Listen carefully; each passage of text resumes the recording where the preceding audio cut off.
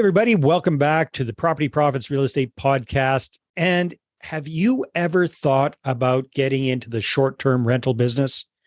You probably have. We've heard all sorts of stuff about it, especially over the pandemic. Now, let me ask you another question. How do you like the idea of not just doing short-term rentals, but doing them internationally and scaling that business very, very, very quickly? Well, that's exactly what we're talking about here today with our special guest, Ryan Luke, who's zooming in all the way from the UK. And Ryan has a lot of experience doing short-term rentals, not just in the UK, but also internationally. He's got a bunch of properties and manages a bunch of properties in Dubai. And now he's starting to scale into the United States. So Ryan, welcome to the show. Thanks for having me. Thanks for having me, buddy. It's my pleasure. So Ryan, it was interesting because we had a conversation a week or so ago, and what you have done in a really short period of time is nothing short of mind-boggling to me. it's I was checking out your website. It's like, you told me you started like 3 years ago, really focusing on this. And I'm looking at this, I'm going, my God, how do you find the time of the day? So if you don't mind, take us through that journey, just, 30,000 foot perspective. What were you doing 3 or 4 years ago, and how did you get into this? Yeah, I fell into it by accident, didn't have a pension to rely on in later life. So kind of started digging around the whole property thing, and then fell into Airbnb by accident, but I couldn't get a property rented with the normal tenants. So tried the Airbnb thing, obviously started taking a lot of revenue, and the rest is history, as they say. But I think, how did it happen? How did it scale so quickly? Is probably, the 4:30 a.m. starts, the relentless attitude to knowing as much as I possibly could about this industry as quick as I possibly could, soaking up as much knowledge as I could, taking some big risks, trying as much as I could to just move the ball forward all the time. And, but yeah, I put a lot of it down to my early start. I know a lot of people don't sort of believe in the whole 5 a.m. club type thing. But for me, I was, 60, 70 hours a week in a job. So I had to find the time somewhere else. Mm-hmm. I've got 2 kids. At that time, they were sort of, what would they be, like 6 and 4? That's a high maintenance age, my friend. So yeah, I can see the 5 a.m. Yeah.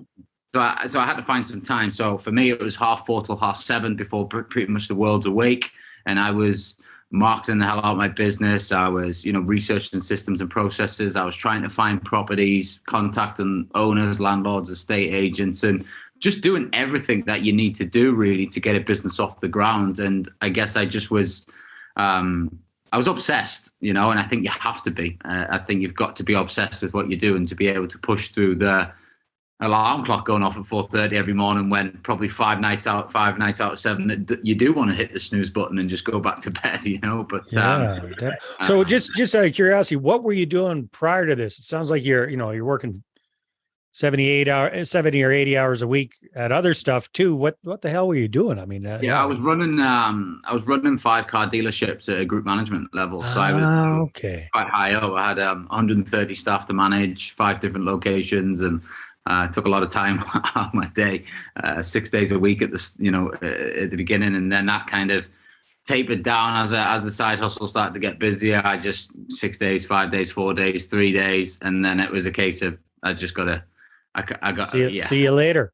Yeah, well, it was quite a tricky. It was quite a tricky situation for me because I went into it was actually it's my wife's side of the business. It's their business. It's her father's business that they started. So.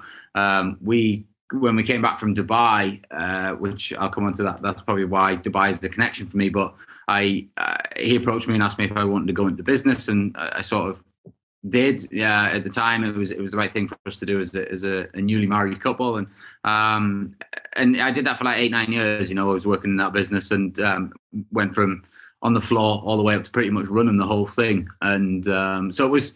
It was a difficult decision because, well, it wasn't a difficult decision. I knew that it had to happen. It was a complex decision because it's the in-laws and your wife and the whole family. It wasn't just like, see you later, job, bye, I'm leaving everyone else behind and don't care. It was like I had to put a lot of things in place to make sure that things still move forward, Yeah, because you still got to get together at Christmas time, right? With the in-laws. Yeah. So Ryan, walk us through that first, those first couple of deals. Were you doing those locally in the UK? Is that what you're focusing on?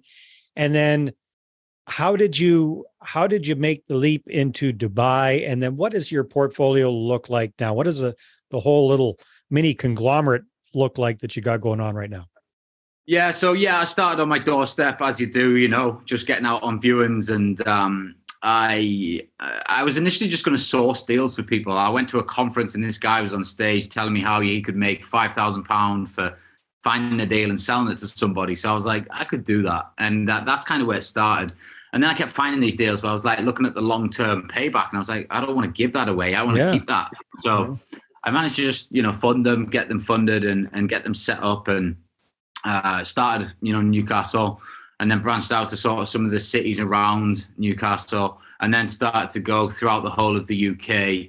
And I guess each leap kept me thinking, well, I don't actually need to be near these properties to make it work, because in the background, I think one of the advantages of having the job was I had to build a system that could effectively get guests in and out whilst I was occupied at work, and it had to be fairly robust. So I feel like I'm quite good with technology anyway. I've always been quite techie, and I just researched a lot more about different types of softwares that you can use within the industry and also external, and plug them into the industry. And I built like a almost automated process to get a guest from the minute they book all the way through to checkout without really needing to contact me. And that allowed me to scale. And then as we pushed into, all these different postcodes or states, I guess, as you know them, then we kept fulfilling the guests' needs and everything was fine, and we kept scaling. So I was like, okay, well, I don't actually need to be where the properties are. And that was the confidence boost. And then I previously mentioned I used to live in Dubai 2010 till 2012. I love the place. So we've always gone back on holiday, see friends that we still have there. And I was driving down, so I don't know if you've been to Dubai, but there's like 6-lane motorway all the way through the city from basically the airport down to, the end where the marina is. And we were driving back to the airport and there's just all these lights off in these towers. And I'm like, there must be so many landlords blowing money here, like with voids. They've got to be. Hardly any of these buildings are full.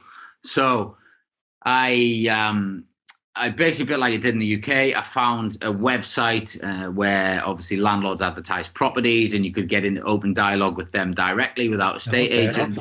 And just basically started WhatsApping them and just, hey, I'm looking to do this. This is what I do in the UK. I'd like to rent your property, blah, blah, blah. And I got like anything, just sold them the benefits of what we do and how it's better than having a tenant, and they can make more money long term and all that sort of stuff. So this was kind of an arbitrage type thing at the time, is that correct? Yeah, rental arbitrage, and sure enough, very interested. Tell me more. Who are you? Blah blah blah. Obviously, at this point, I had the trust brand marketing, as I like to call it. So we have the website that gives, yep, you're definitely doing that, and yep, you're saying what you're saying you're doing, and anyone can Google me and find the things out, and that definitely makes things life a lot easier than when you're starting, say, when I was in Newcastle and I didn't have any property, and you're kind of winging it a bit. But so I got a lot of attention back. So I basically booked a flight, went on 48 viewings, acquired 35 properties or something in a couple of weeks, and then put a team in play there before I left, and then came back home, and then that was how Dubai started, and now that's scaling so quick out there. So what, if you don't mind sharing, what does your business look like now? How many, if you're open to sharing this, how many properties do you own? How many properties are you doing arbitrage with? Yes. And I think you manage stuff as well for other Airbnb. Yeah, we do. That's a fascinating idea. Hold that thought for a second. Hi there, this is Dave Dubeau, and real estate investors hire me to raise capital the right way. Why? Because most of them are stuck with too small of a portfolio and they don't know how to attract investors and raise money for their deals. So I help them to connect, capture, and close their ideal money partners. Bottom line, when you've got a deal, you're going to have the capital to do it. So go ahead and book a no-cost capital clarity session with me at bookachatwithdave.com. Again, that's bookachatwithdave.com. We're probably nearing about 400 units in stock altogether, which equates to about over £80 million worth of stock. Percentage-wise, we've got it's probably the majority of the portfolio is rental arbitrage. But what I do with that rental arbitrage money is I then buy assets with it. Obviously, the asset purchasing game is a much slower game. Probably got about 15% of the stock's probably assets, and then maybe 30% of the stock is managed stuff, and the rest is kind of rental arbitrage. Although it kind of swings a bit, so it depends on cash flow. We might have, if we go and set up a load of unit like I did in Dubai, I went pumping a lot of money into that to be able to get that going with furniture packs and all that sort of stuff. So then naturally it's kind of like, right, let's lean on just getting some management clients for now. But now we've got it where we have different types of acquisition departments within the business. So all the areas are kind of scaling at the same time now. But I always thought I'd come away from the rental arbitrage model when basically I remember saying to myself, when I've got enough money, I'll just buy assets. But the rental arbitrage model done correctly is a really great way to build quick cash flow. And obviously you can rent 10 properties next week. You can't go buy and complete on 10 properties next week, so it moves so much quicker. And at the end of the day, I think it might have been Warren Buffett who said, you don't necessarily need to own assets to make money. You just need to control them. If you're on control of assets, then you can, and you get cash flow from them. You can make, a good living. So I very much am in that mindset right now. And I'm currently liquidating a couple of, or remortgaging a few projects we've got on the go. And I'm even now thinking the money that's coming back from them is just literally going to get pumped back into rental arbitrage. And then as and when we buy assets, I'll either find the money from investors if I'm short, or I'll, the rental arbitrage money will have built back up to be able to increase the cash flow. So that's kind of where my mindset is. And then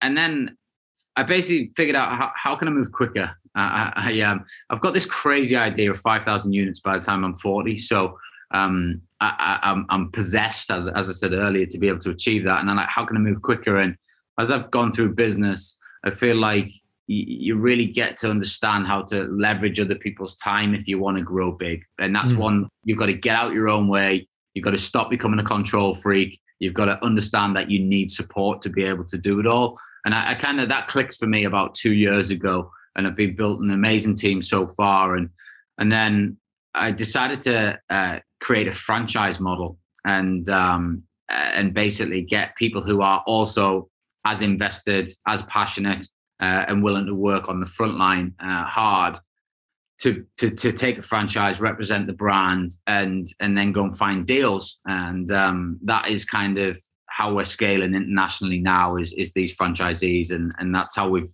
just gone into the USA with our first franchisee, and we're also got some great conversations going on in kind of Australia, Asia, and South Africa. So they're hopefully going to be new territories as well for us quite soon. Oh, that's fascinating. So, Ryan, if people want to find out more about you, your story, what you're up to, I know you got a ton of resources. What's the best place for people to check you out? Just the website, really, lukecapitalgroup.com. And, that pretty much directs you into all of the different avenues. I like to hang out on TikTok a bit at the minute. I'm a bit testing that water out, and I think that's a good marketing channel. Are you doing the dancey stuff too? No, I think the platform's moved slightly, and the educational information type stuff seems to be working quite well. But yeah, I think it's a good platform to be on. Awesome. But yeah, that's the best place. So we'll make sure we got that in the show notes. Ryan, thank you very much for sharing your story and more importantly, your philosophy, and then just that kick-ass, no excuses, get up at the crack of dawn, get crap done attitude. I absolutely love that. So congratulations on your success. It's well-deserved. And I look forward to hearing about the growth of your company, especially leveraging other people by doing this franchise thing.